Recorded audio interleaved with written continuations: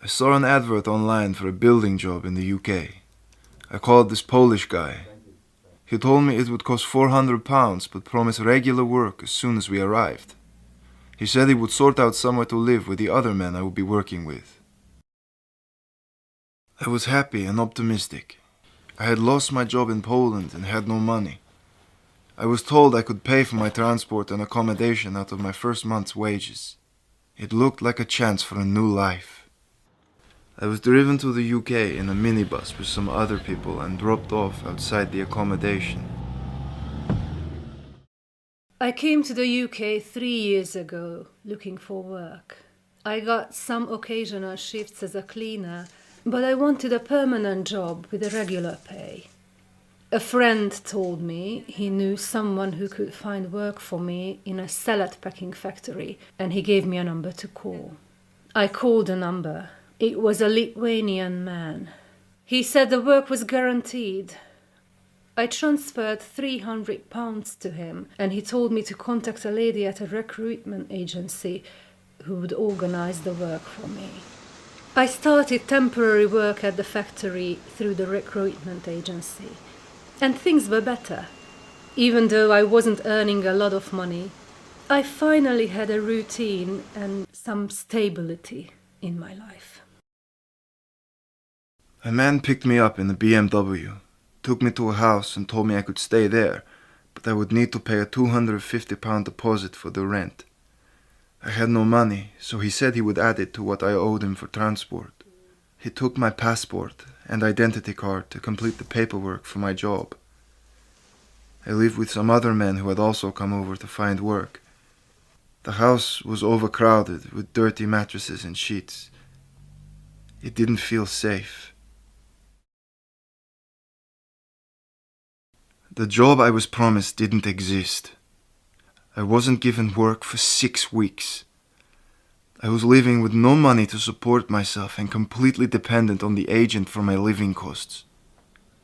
Each week I owed him more money since I was building up debt for food and rent. The agent made me open a bank account so I could apply for jobs, but he kept the bank card. I applied for a permanent job at the factory. The man who arranged the job called me and said that I had to pay him another £500 now that I had a permanent job. I told him I didn't have enough money, and he threatened to send some people to collect the money from me.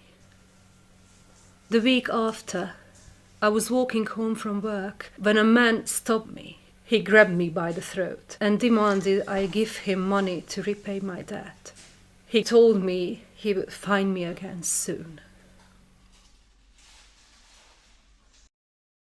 I heard that other people from the factory owed this gang money too. Some of them quit their jobs and went back to their home country. I eventually saved up and paid back the £500, but they told me that I owed them interest because I hadn't paid them back on time. I was taken to recruitment agencies to apply for jobs. He told me to give his address instead of the one I was living at. He told me a mobile phone number to give, as the recruitment agency would text me when more work was available. I was given a temporary job packing chicken in a factory. As soon as I was paid each week, he would use my bank card to take out all of my wages to cover the money I owed for travel and accommodation. He gave me only £20 a week to buy food.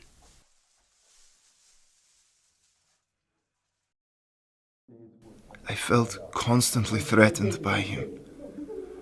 Once, when I had been given only 3 days' work, he got angry and punched me in the face, leaving me with a black eye. I felt ashamed that I had got myself into this situation, but there was no one I could turn to for help. He had total control of my life, and I didn't think I would ever get out of the debt I was in. At the weekend I went to do my shopping with a friend, and we were attacked by the gang.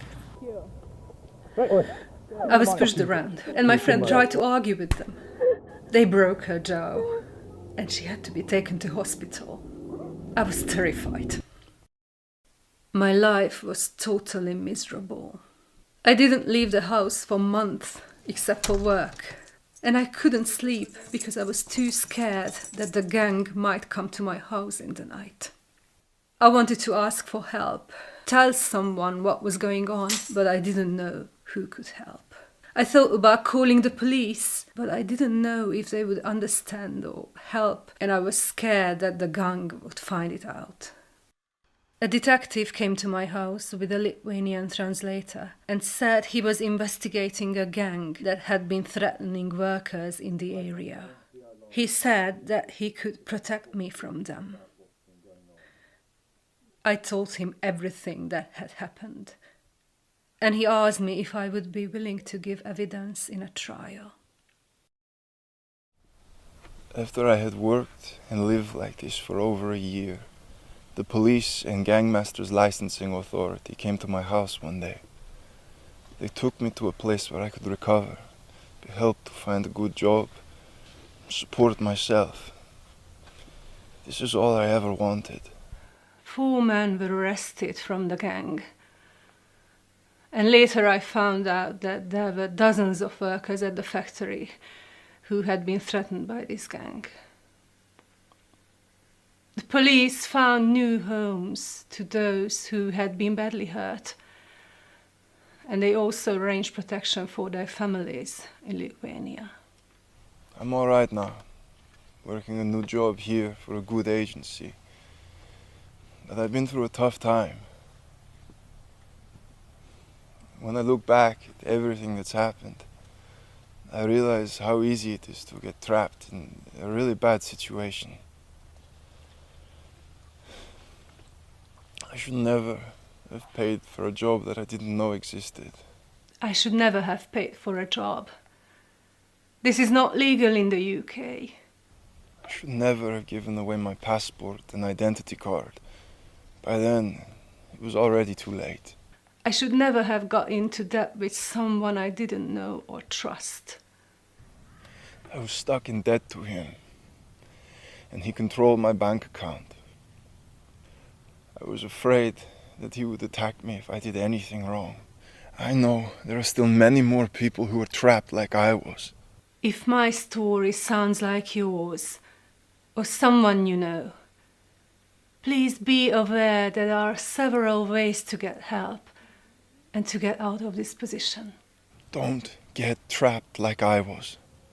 And if you know anyone who is, contact the Gangmasters Licensing Authority or Migrant Help.